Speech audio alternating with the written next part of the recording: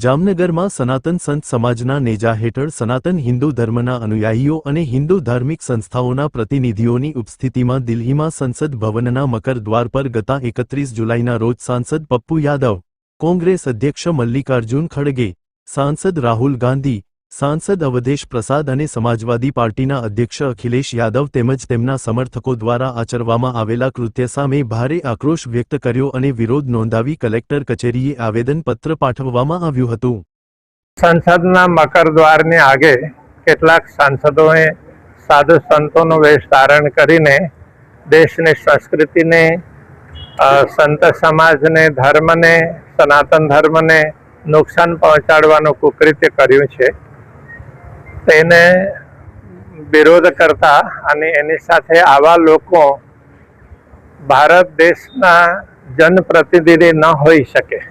એવા લોકોને સંસદમાં કોઈ સ્થાન નહીં મળવું જોઈએ અને એવા લોકોની સંસદ સદસ્યતા નિરસ્ત કરવી જોઈએ। એ માંગણી સાથે અમે લોકો આજે અહીં એકત્રિત થયા છીએ અને કલેક્ટરશ્રીના માધ્યમથી રાષ્ટ્રપતિજીને